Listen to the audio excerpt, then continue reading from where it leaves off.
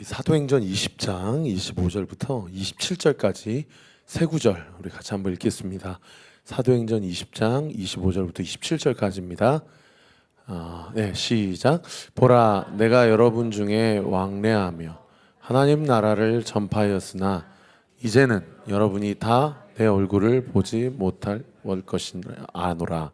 그러므로 오늘 여러분에게 증언하거니와 모든 사람의 피에 대하여 내가 깨끗하니 이는 내가 꺼리지 않고 하나님의 뜻을 다 여러분에게 전하였음이라. 아멘. 우리 한 번만 더 읽어볼까요? 시작. 보라, 내가 여러분 중에 왕래하며 하나님의 나라를 전파하였으나 이제는 여러분이 다 내 얼굴을 다시 보지 못할 줄 아노라. 그러므로 오늘 여러분에게 증언하거니와 모든 사람의 피에 대하여 내가 깨끗하니 이는 내가 꺼리지 않고 하나님의 뜻을 다 여러분에게 전하였음이라. 아멘. 기도하겠습니다. 아버지 하나님 감사합니다. 주님 그렇습니다. 주님만 사랑하기 원합니다. 주님만 사랑하고 싶습니다. 그러나 주님만 사랑하기를 원하여도 주님 아닌 다른 것을 사랑하려고 하는 우리의 마음의 경향성과 우리의 죄성을 오늘 이 밤에 주님 긍휼히 여겨주시고 주님 우리를 불쌍히 여겨주옵소서.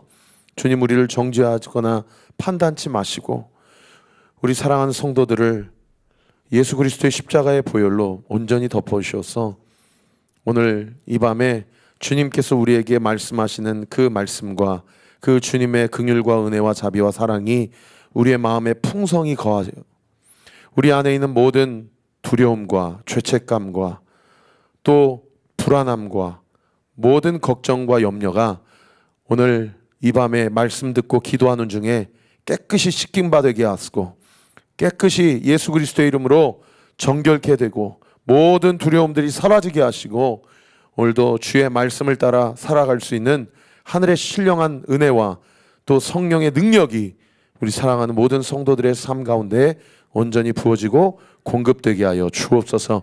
이 시간 예수의 이름으로 명하노니 예배를 방해하는 모든 어둠의 세력, 우리의 마음 가운데 잡생각을 주고 또 말씀을 약속을 붙들지 못하게 하고 현실을 더 크게 보게 하려고 하는 모든 사탄마귀의 관계는 이 시간 예수의 이름으로 명하노니 묶임을 받고 떠나갈 주여다.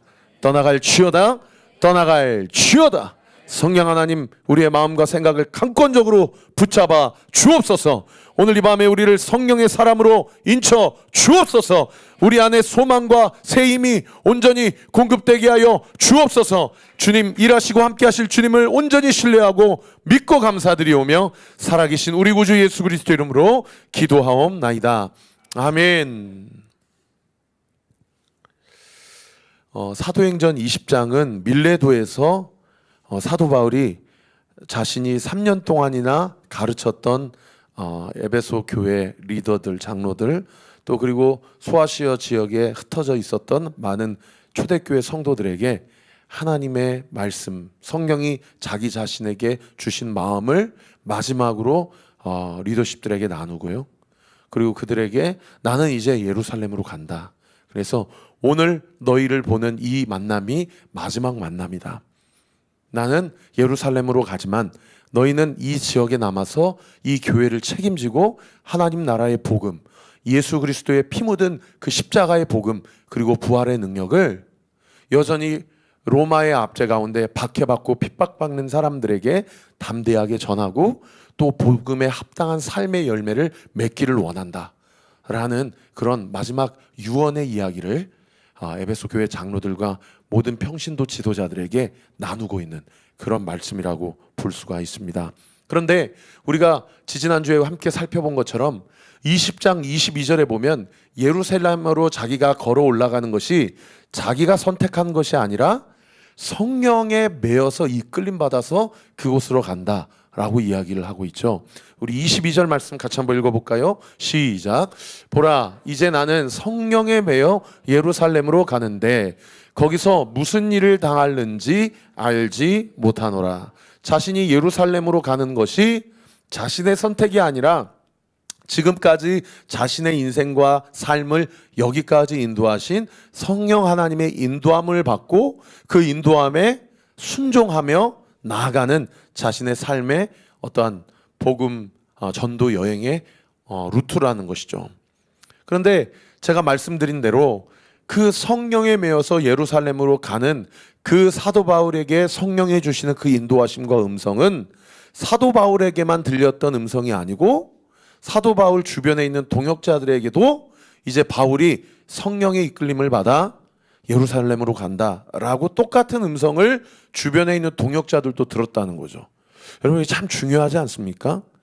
어떤 사람이 교회 안에서 그런 얘기를 해요. 하나님이 이런 마음 주셨어.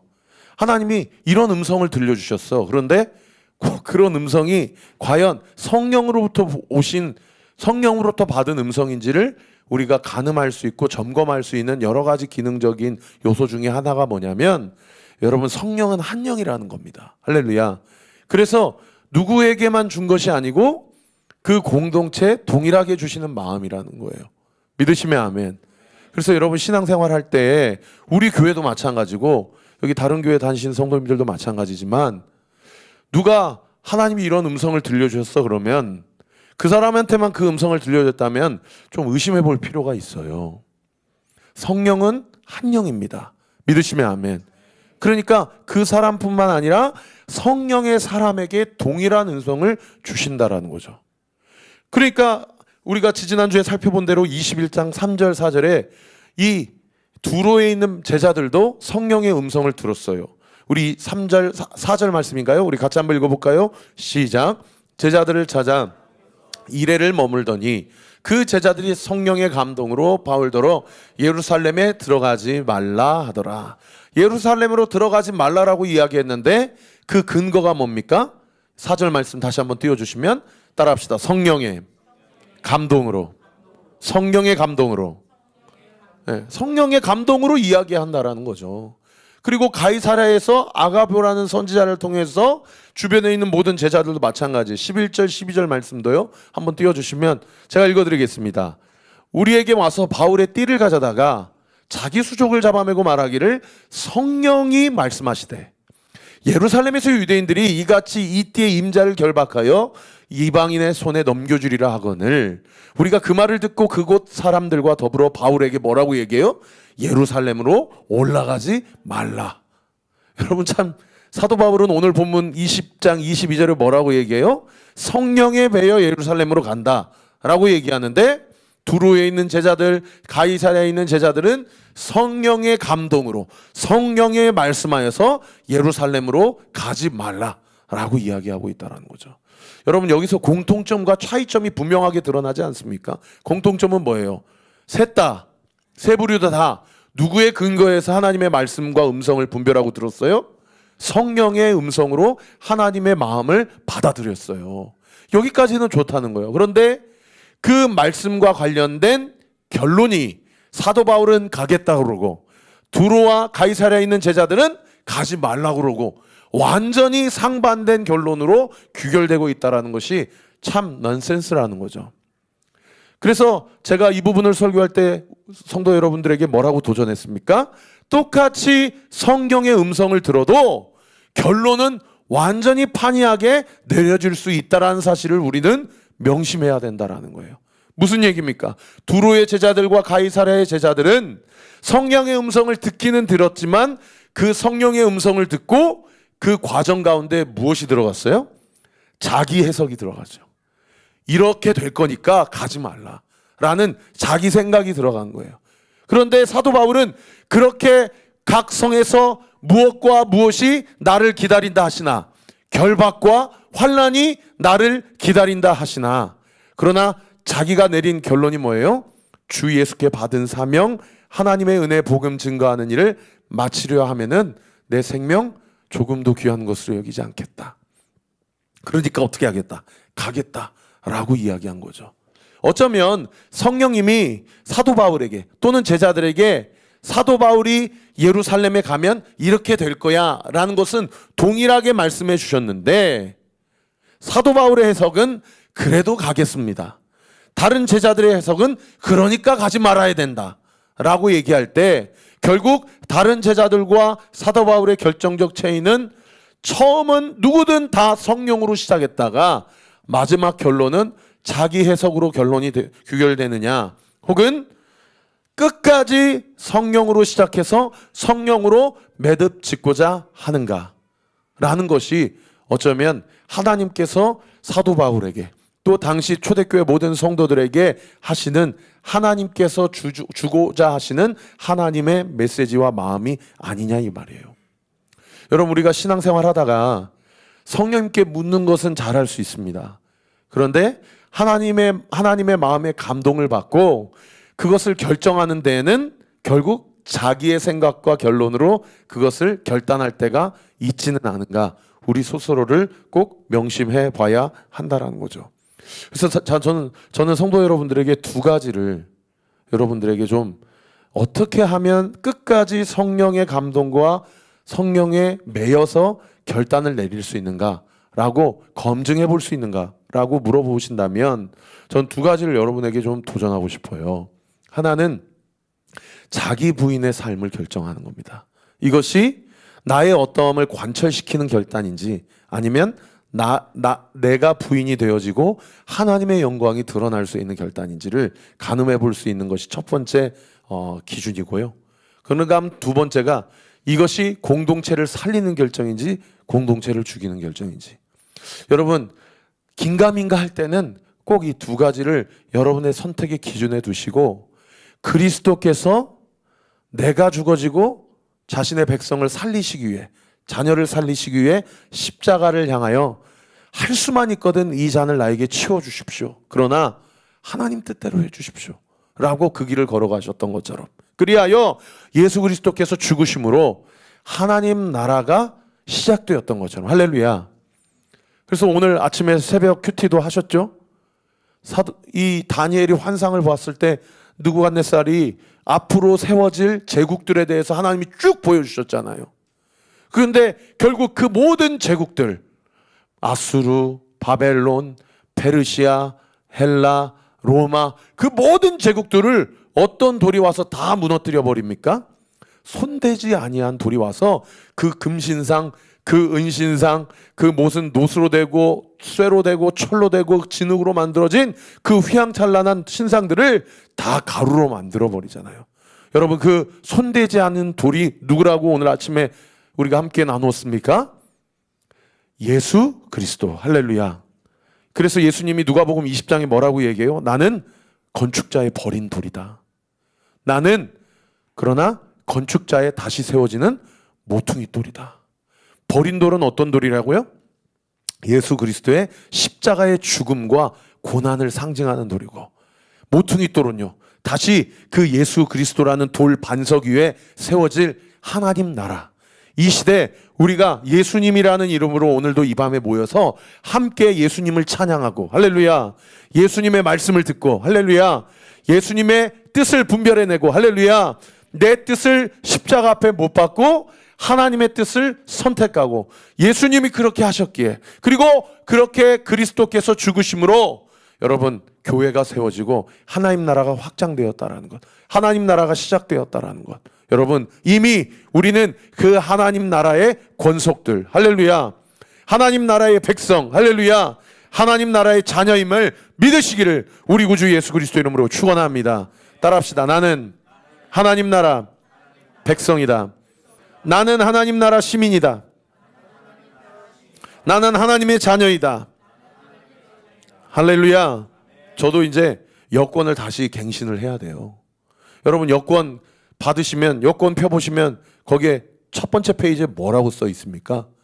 대한민국 정부가 이 사람은 우리나라 백성이고 우리나라 시민권자니 이 사람이 필요한 모든 것들을 협조해 주시고 모든 필요한 것들을 채워달라라고 대한민국 정부 인상을 박아가지고 거기서 이 사람이 입국하는 모든 나라 정부 관계자들에게 부탁하는 문구가 써 있지 않아요?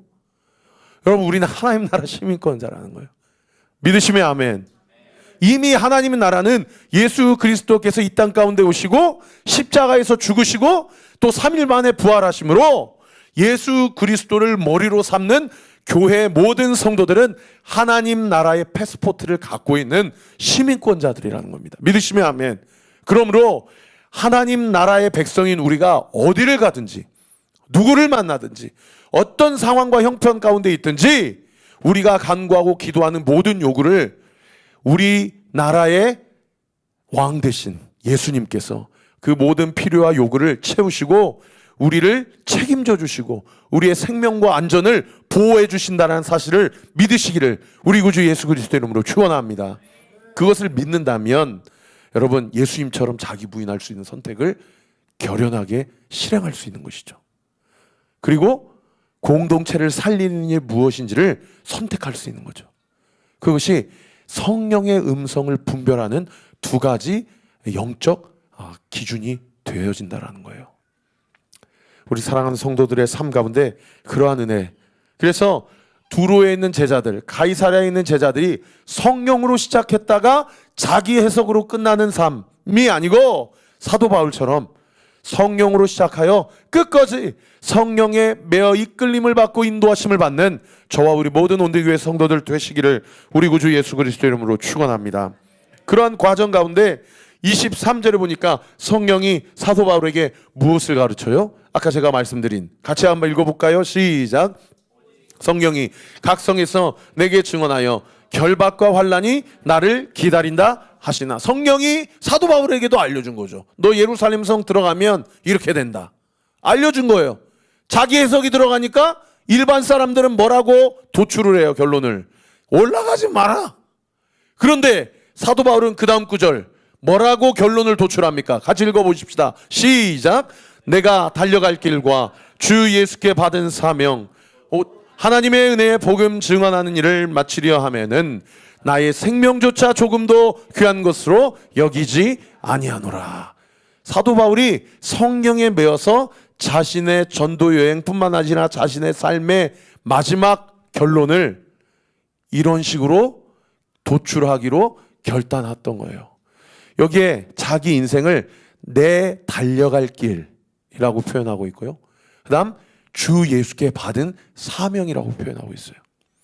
여러분, 저는 이 말씀 정말 청년의 때 너무 뜨거워서 암송한 말씀인데, 여러분, 여러분의 인생 가운데 여러분의 달려갈 길이 있습니다. 여러분의 인생 가운데 주님이 여러분 각자에게 주신 사명이 있어요.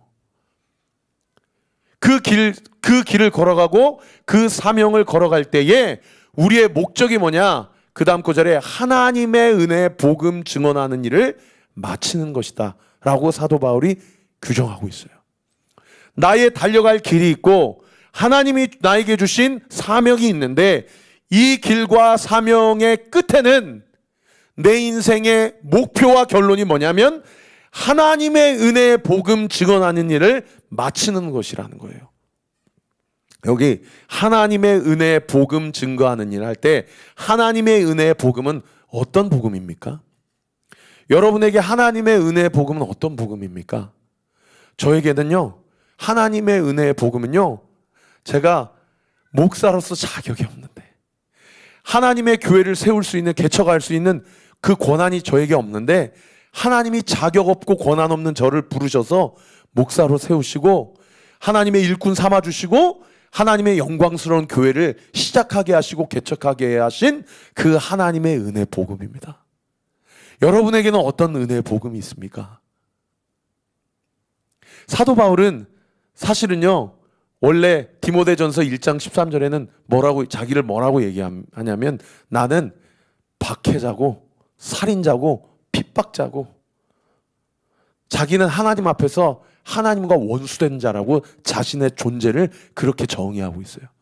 그런데 그러한 자신의 존재를 세상의 담에색에서 자기가 한 번도 기도해 보지 않았던 그 기도, 어쩌면 정말 사도 바울에게 필요한 그 기도를 누구도 기도하지 않았는데 주권적인 하나님의 섭리와 경륜에 따라 예수님이, 부활하신 예수님이 시리아 수도인 다마스커스에 나타나셔가지고 세상의 다마스커스에서도 초대교회 성도들을 잡아 죽이려고 가는 그 길 가운데 예수님이 사도 바울 앞에 나타난 거예요.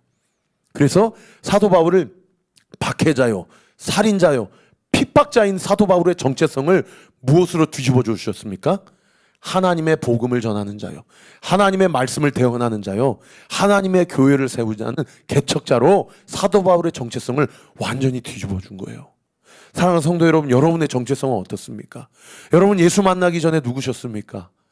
여러분, 우리는 예수 만나기 전에는 하나님 앞에 하나님과 원수된 자들입니다. 우리는 이렇게 하나님 앞에 예배드릴 수 있는 자격이 없는 자들입니다. 우리는 우리의 입에 예수라는 이름을 담아내기 조건이 부합한 자들입니다. 그런 우리를 하나님께서 불강력적으로 한 사람 한 사람 지명하여 불러주셔서 우리로 성도의 직분을 허락하시고 하나님을 예배하는 자로, 할렐루야, 하나님의 말씀을 듣고 실천하고 순종할 수 있는 자로, 하나님의 복음을 전달할 수 있는 전달자로 우리의 삶을 그렇게 사용해 주셨다라는 거예요. 믿으시면 아멘. 저는 오늘 밤에도 여기서 찬양하고 기도하면서 우리 요한이가 우리 준철 선생님이랑 같이 들어가서 부스에서 이제 돌아오는 주일날 드럼을 처음으로 치거든요. 우리 아인이가 요 앞에서 제 저기 뒤에 앉아 있다가 아인아, 내 목사님 앞에 앉아라. 또 오더라고요. 우리 아인이는 순종의 사람이에요. 우리 다음 세대 아이들이 저렇게 있잖아요.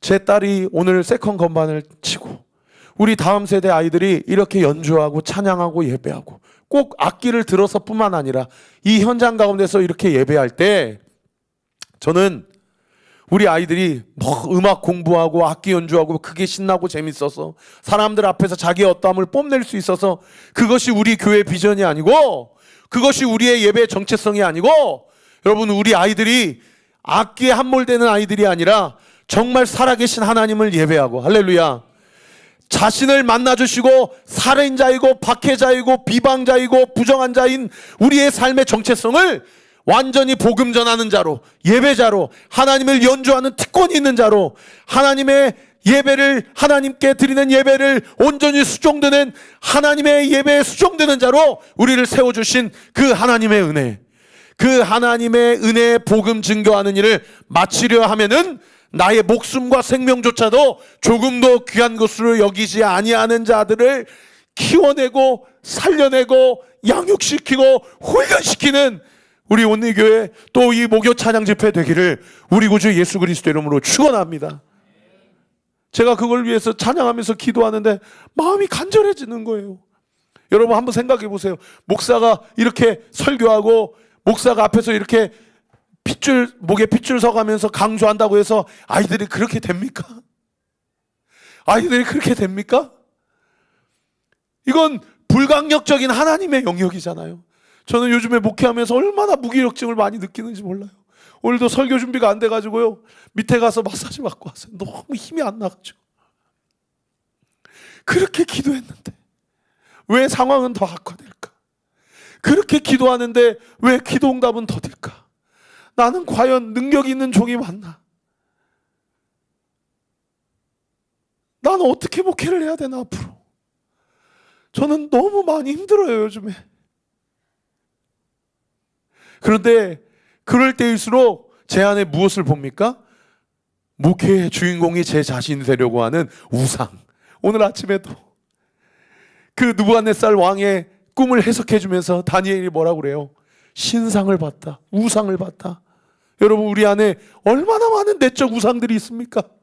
예수님과 전혀 상관없는 나의 어떤 삶의 목표와 나의 삶의 어떤 안락함을 관철시키고자 하는 내 안의 욕망, 내 안의 원함, 내 안의 니즈, 그렇게 되지 않으면 하나님께 원망하고 하나님께 사태질하고 하나님 살아계시냐고 그렇게 우리의 믿음은 온데간데 없고 언제 그랬냐는 듯이, 마치 내가 과연 언제 하나님을 찬양했냐는 듯이 그렇게 너무나도 습관적으로 하나님을 원망하고 하나님 부정하며 하나님께 떼쓰고 있는 우리 안에 있는 믿음 없음들 바라볼 때마다, 여러분들, 사랑하는 성도 여러분, 우리 자신의 그 모든 이기적인 것과 우리 안에 있는 완악한 것과 우리 안에 있는 모든 교만과 그렇게 하나님을 사랑한다고 찬양하고 예배하고 기도하면서도 여전히 바뀌지 않는 나의 삶의 어떤 실존적인 죄의 습관과 나의 안에 있는 모든 습관적인 어떤 절망과 낙심들,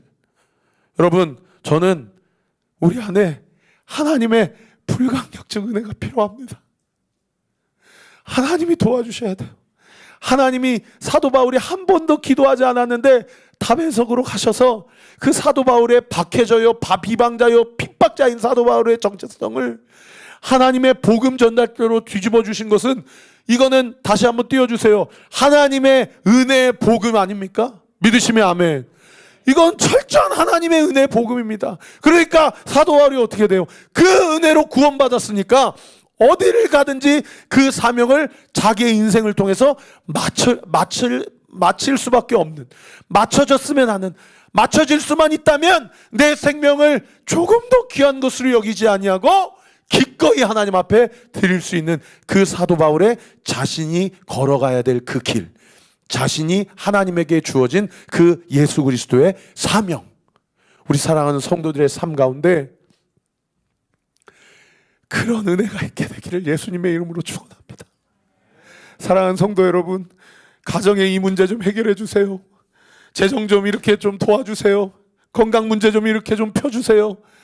여러분, 이 기도하시기 전에 하나님께 은혜를 달라고 기도하십시오. 하나님, 나를 불쌍히 여겨주십시오. 하나님, 나를 극률히 여겨주십시오. 나를 향한 주님의 은혜가 한시도 떨어지지 않도록 주님 풍성한 긍휼과 은혜와 자비로 나를 온전히 덧입혀 주셔서, 아버지, 어제보다 오늘, 오늘보다 내일 더욱 주님을 사랑하고 주님을 알게 되고 더욱 주님과 친밀하게 되고 주님의 사랑을 풍성하게 경험하는 그런 은혜의 역사가 우리 대뿐만 아니라 우리 다음 세대, 그 다음 세대 자녀들에게도 아버지, 이 교회를 통하여, 섬기는 예배를 통하여 우리 사랑하는 모든 지체들과 성도들에게 온전히 흘러가는 놀라운 은혜의 역사 있게 하여 주옵소서. 그런 은혜가 우리 목요 찬양 집회 모든 사람들의, 성도들의 삶 가운데 온전히, 아니, 이 시간 믿음으로 선포합니다. 이미 부어졌음을 믿으시기를 예수 그리스도 이름으로 축원합니다. 축원합니다. 이미 확증되었음을 믿으시기를 예수님의 이름으로 축원합니다.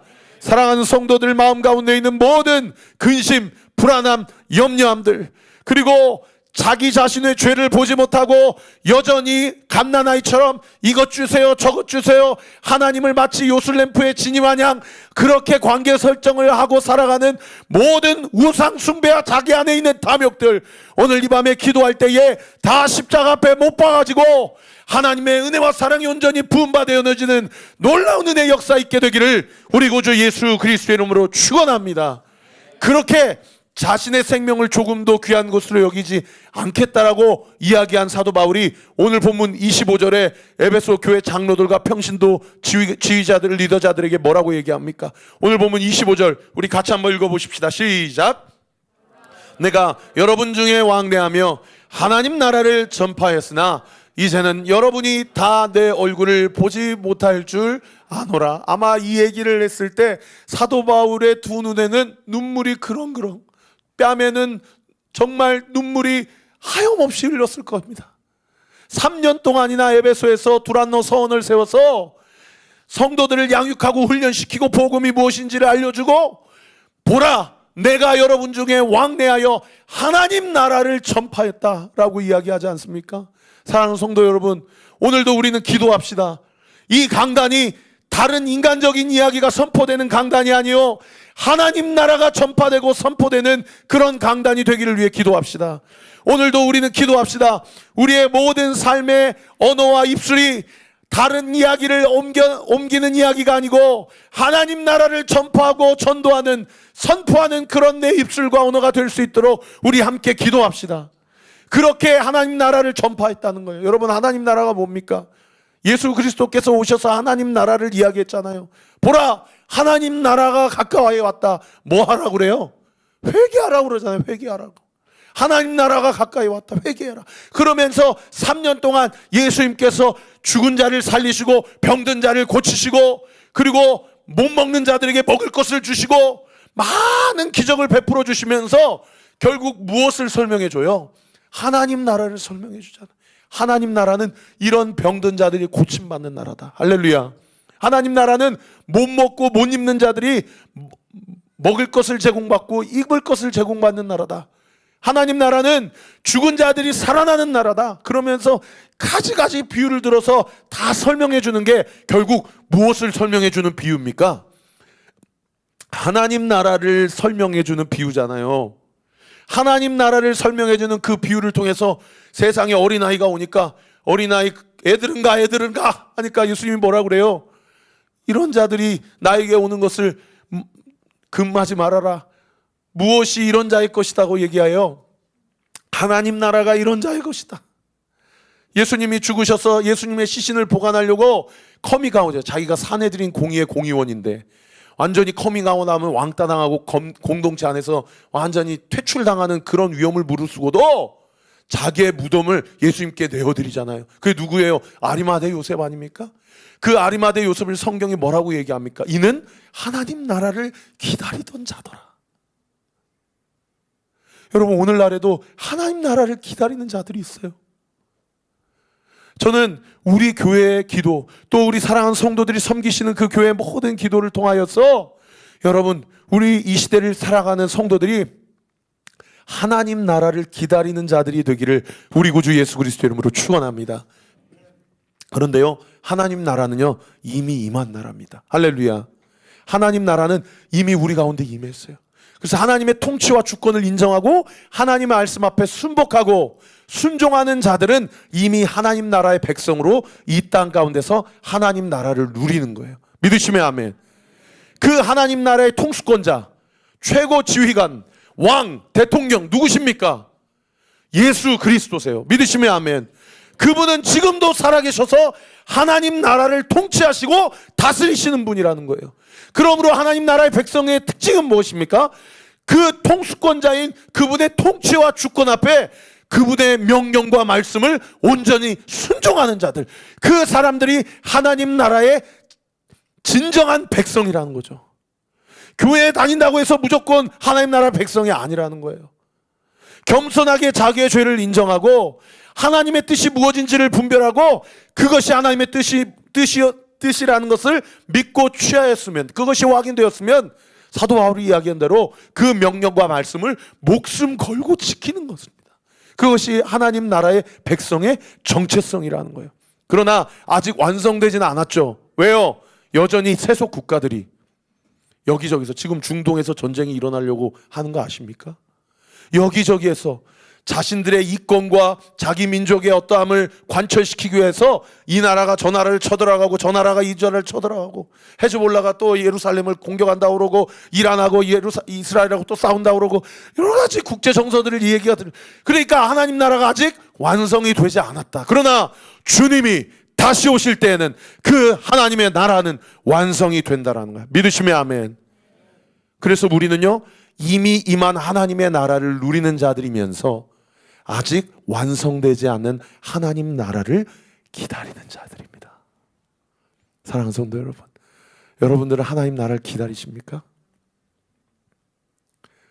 여러분, 하나님 나라를 기다리십시다. 이 땅에 너무 큰 소망을 두지 마세요. 이 땅의 나라들은 다 무너질 나라들입니다.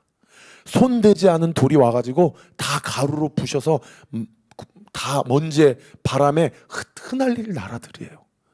그런 나라의 권세를 잡고자, 권력을 잡고자, 재정을 잡고자, 경제를 잡고자, 교육을 잡고자, 문화와 예술을 잡고자 얼마나 많은 사람들이 자기 자신의 어떠함을 관철시키고 또 노력을 하고 스펙을 쌓고 자녀 교육에 모든 재정을 투자하고 그렇게 살아가는 게 세상의 방법이라는 거예요. 사랑하는 성도 여러분, 우리 목요 찬양 집회는, 우리 온누교회는 하나님 나라 백성을 길러내는 교회, 하나님 나라의 백성의 하나님 나라에 완성될 것을 기다리는 그런 자녀들을, 그런 성도들을 온전히 훈련시키고 세우는 교회, 그런 세우는 예배 되어지기를 우리 구주 예수 그리스도 이름으로 축원합니다.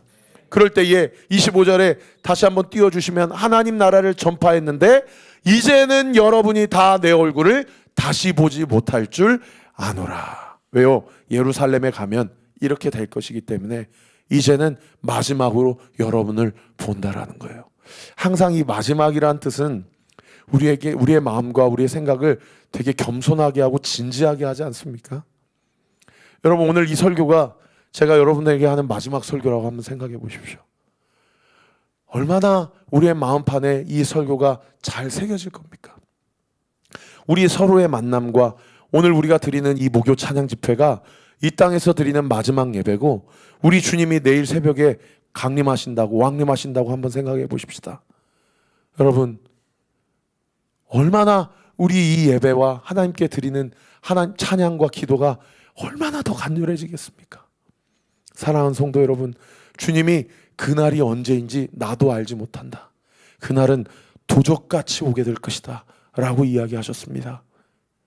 우리가 주님의 나라를 기다리고 이 땅에서 하나님의 말씀을 온전히 순복하고 순종하며 살아갈 때에 우리에게 주어진, 우리가 감당해야 될 모든 고난과 숙제들은 주께서 넉넉하게 감당해 주실 것을 믿습니다. 그리고 우리가 하나님 나라를 기다리게 될 때에 그 하나님의 나라가 완성되는 그날에 우리가 찬양하죠. 독사굴에 어린이가 손 넣어도 어떻게 돼요? 물리지 않고요. 사자와 곰이 어린 양과 염소와 같이 뛰노는 그 나라. 모든 인간의 본성과 욕망과 욕심이 다 사라지고 서로 어울리고 웃으며 창조주 되신 하나님을 찬양하고 예배하며 그분의 영광 받으시며 그분의 통치와 주권 안에서 모든 나라와 모든 백성이 질서 있게 참된 안식과 기쁨과 행복을 누리는 그 나라. 여러분, 그 나라를 기다리시면서 우리가 이 땅에서 하나님의 명령 앞에 온전히 순종하고 사도 바울처럼 그 하나님의 나라를 온전히 전파하는 저와 우리 모든 온리교회 성도들 되시기를 우리 구주 예수 그리스도 이름으로 축원합니다.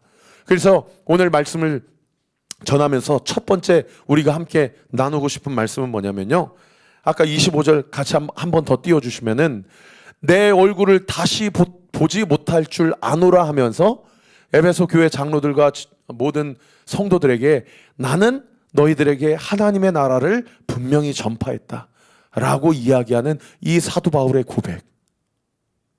여러분, 우리가 오늘의 만남이 마지막 만남이라고 한다면 과연 우리가 서로에게 나는 전혀 아쉬움 없이 하나님 나라를 온전히 전파하고 서로 나누었고 또 교제하며 하나님 나라를 드러냈다 라고 그렇게 살아갈 수 있는가?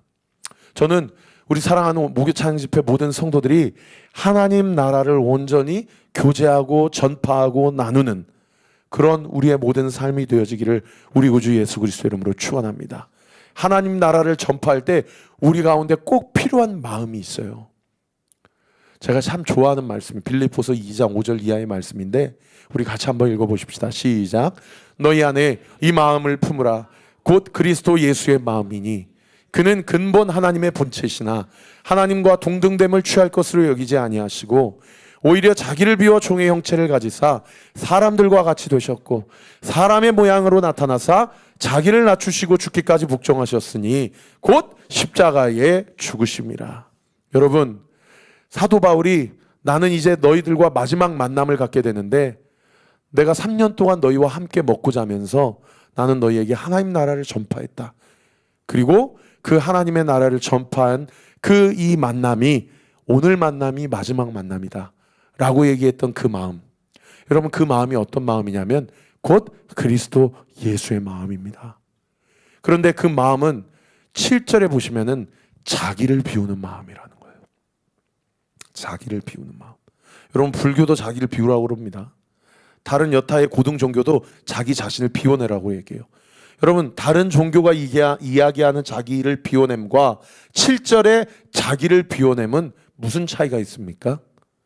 7절의 자기를 비워냄은 자기 부인의 삶을 이야기합니다. 하늘 보좌를 버리시고 이 땅 가운데 오셔서 가장 낮고 천한 모습으로 말 마구간에서 태어나신 예수 그리스도, 그 예수 그리스도의 성육신의 겸손을 이야기하는 거죠. 사랑하는 성도 여러분, 우리 마음 가운데 자기를 비우는 자기 부인의 삶이 온전히 성취되고 이루어지는 은혜가 있게 되기를 우리 구주 예수 그리스도 이름으로 축원합니다. 그런가 하면 또 어떤 마음이 있어요? 자기를 낮추고 죽기까지 복종하는 마음이라는 거예요. 자기를 낮추고 죽기까지 복종하는 마음. 저는 교회 개척하면서 하나님이 주신 마음이 그거예요. 담임 목사로서 목리 부리면 안 되겠다. 특권의식 십자가 앞에 못 박자. 이 교회의 주인은 내가 아니다. 내가 하고 싶은 걸 간철시키지 말고 철저히 하나님의 인도하심을 따르자. 저는 이것만 잘하면 우리 교회 잘 될 줄 믿습니다. 담임 목사가 그렇게 생각하니 우리 사랑하는 성도들을 어떻게 생각하고 교회 생활 하셔야 됩니까? 자기를 부인하고 비워내고 죽기까지 자기를 쳐서 복종하는 우리 사랑하는 성도들 되시기를 예수님의 이름으로 축원합니다. 그렇게 교회가 될 때에 우리 온리교회가 이 땅 가운데 실로 예수 그리스도가 머리가 되신 교회는 어떤 교회인지를 분명히 보여줄 수 있다고 생각합니다. 우리 교회를, 우리 예배를 그렇게 세워가십시다. 우리 찬양팀 지체들이 이렇게 연주할 때에 그저 코드나 연주에 함몰되지 않고 자기를 비우고 죽기까지 복종하신 그 마음으로 예배를 섬기고 수정될 수 있도록 여러분 온리워십을 위해서 기도해 주십시오. 뒤에서 섬기는 모든 스태프들이 저는 참 감사해요. 한 스텝이 저한테 그런 얘기를 하더라고요. 목사님, 제가 큰 교회에서 섬길 때는 방송실이 완전히 따로 떨어져 있어서 예배에 집중하기가 너무 어려웠는데 온리교회에서는 이렇게 한 공간 안에서 저렇게 살짝 한 1m 되는 저렇게 부스만 나눠져 있지 사실은 함께 있잖아요. 그러니까 예배 함께 드리기가 너무 좋다는 거예요. 참 그 고백이 감사하더라고요. 여러분, 보이지 않는 곳에서 섬기는 자기를 낮추고 죽기까지 복종하시는 성도들의 자기 부인의 헌신이 있기에 여러분 교회가 세워져 가고 있다라는 사실을 믿으시기를 예수님의 이름으로 축원합니다. 그리고 그 모든 순종과 헌신을 사람들은 몰라도요, 제가 참 예전 교회에서 많이 불렀거든요. 당신의 그 섬김이 천국에서 해같이 빛나리. 사람들은 몰라도 천사들은 그 순종, 그 헌신을 기뻐 기억하고 알고 있다라고. 그 찬양 얼마나 많이 불렀는지 몰라요.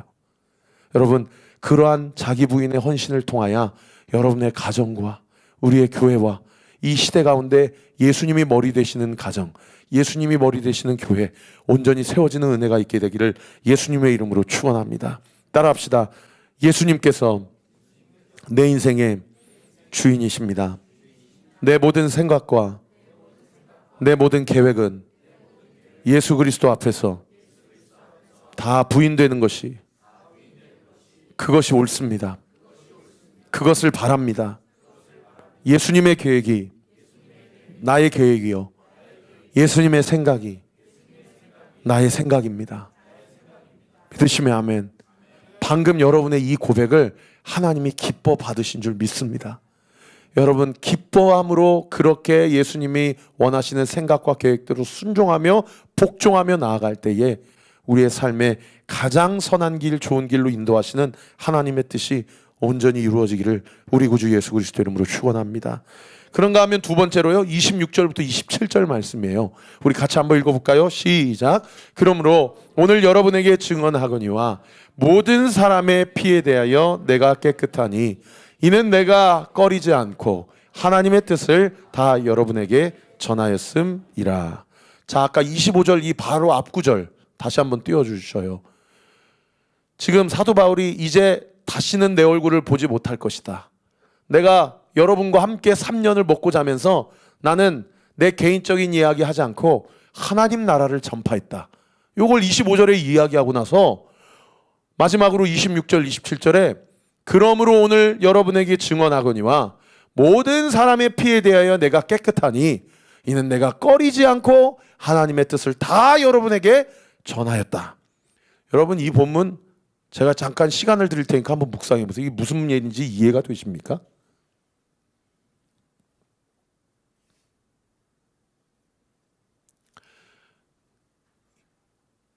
자, 제가 여러분에게 질문해 볼게요. 26절에 그러므로 오늘 여러분에게 증언하거니와 모든 사람의 피에 대하여 내가 깨끗하다. 이게 뭔 말이에요?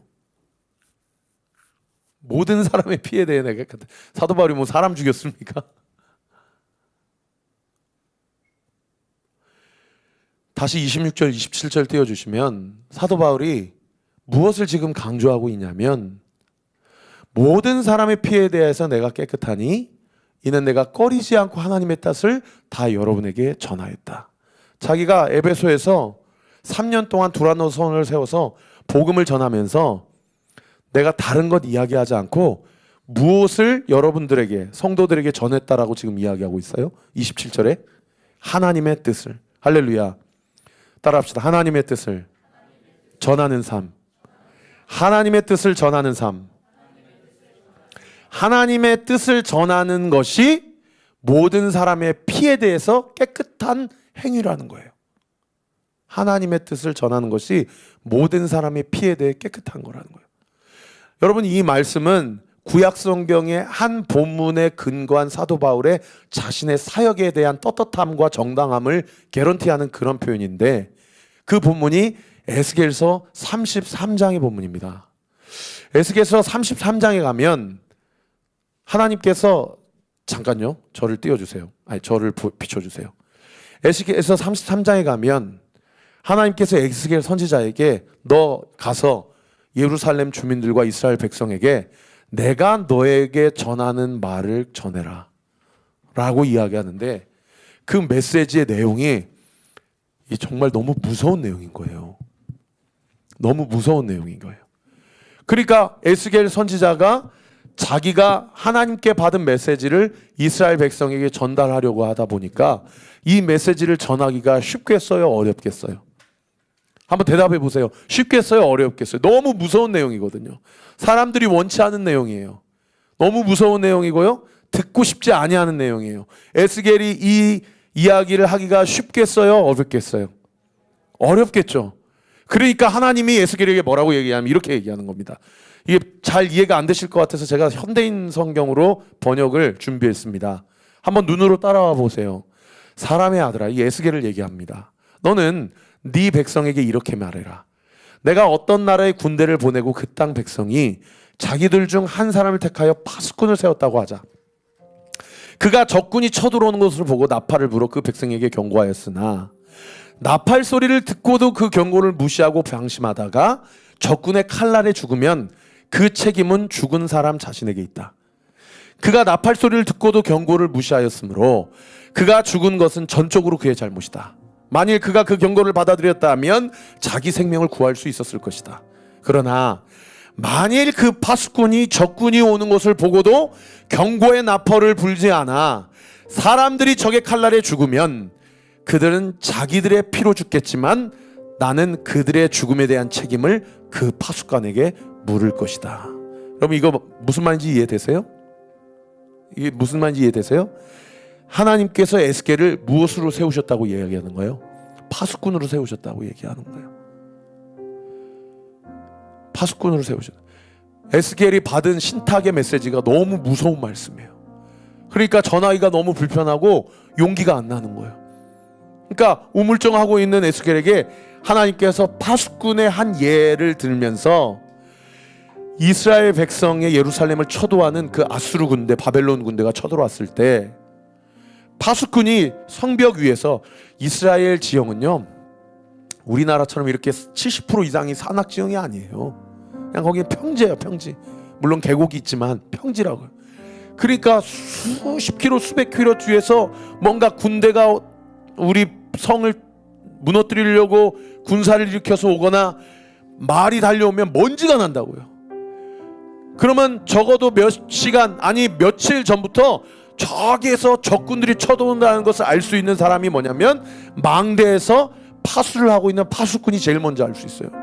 근데 그 파수꾼이 해야 될 일이 뭐예요? 적군들이 쳐들어오는지 안 쳐들어오는지를 이스라엘 예루살렘 성 안에 있는 하나님 나라 백성들에게 알려줘야 돼. 알려줘야 돼. 야, 너 이렇게 살면 심판이야. 너 이렇게 살면 죽음이야. 그런데 이 심판과 죽음에서 구원받을 수 있는 길이 있어. 그 길은 예수님을 믿는 길이야. 그분은 구원받을 때 헌금 많이 해야, 교회 와서 봉사 많이 해야, 그리고 예수님 앞에 나와서 뭔가 적선을 많이 하고 수행을 많이 해야 그 사람들에게만 내가 구원을 베풀어 주겠다라고 말씀하지 않으셨어. 그분이 구원할 수 있는 딱 한 가지 조건을 우리에게 내미셨는데, 그것은 나를 믿으라. 나를 믿으라. 라고 하신 그 예수님의 말씀, 그 예수님의 말씀을 믿고 그 예수님을 받아들이고 예수님을 나의 구주로 영접하는 일이야. 그거 하나면 살 수 있어. 그렇게 얘기했는데 그 사람이 그 얘기를 무시했어요. 그 얘기를 한 귀로 듣고 한 귀로 흘려버렸어요. 그러면 누구 책임이에요? 그러면 파수꾼 책임이에요? 아니면 그 경고를 무시한 그 사람 책임이에요? 그 사람 책임이죠. 그런데 세상에 뻔히 적군이 쳐들어오는 것을 알고도 파수꾼이 세상에 나팔을 불지를 않는 거예요. 그러면 성 안에 있는 사람들은 적군이 쳐들어오는지 압니까? 모릅니까? 모르니까 대비를 안 하는 거죠. 그러다가 적군이 쳐들어와서 점령당해 죽으면 하나님이 그 사람들의 죽은 목숨과 생명을 누구에게 묻는다고 그래요? 파수꾼에게 묻는다는 거예요. 다시 26절 27절 말씀 띄워주세요. 26절 27절 말씀에 사도 바울이 에베소와 이 소아시아 지역 밀레도를 떠나면서 이렇게 얘기해요. 내가 오늘 여러분에게 증언하니냐, 모든 사람의 피에 대하여 나는 깨끗하다. 왜? 내가 꺼리지 않고 하나님의 뜻을 여러분들에게 다 전달하였기 때문이다.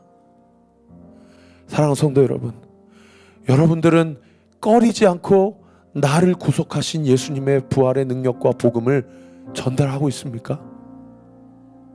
여러분의 삶이 나를 구원하신 예수님이 누구이신지를 드러내고 나타내 보이고 있습니까? 오늘 이 밤에 이 똑같은 질문을 주님이 저에게도 물으신다면 저도 주님 앞에 너무 부끄러워요. 목사인데도 부끄러워요. 제 힘으로 안 되더라고요. 제 의지로 안 되더라고요. 그러나 오늘 이 밤에 우리 사랑하는 성도들에게 우리 주님께서 꺼리지 않고 담대하게 복음을 전할 수 있는 그 믿음의 담대함과 용기, 그 하나님의 살아계심의 능력과 말씀 앞에 순종할 수 있는 순종의 힘을 오늘 이 밤에 우리 사랑하는 모든 성도들 삶 가운데 온전히 부어줄 줄 믿으시기를 우리 구주 예수 그리스도의 이름으로 축원합니다.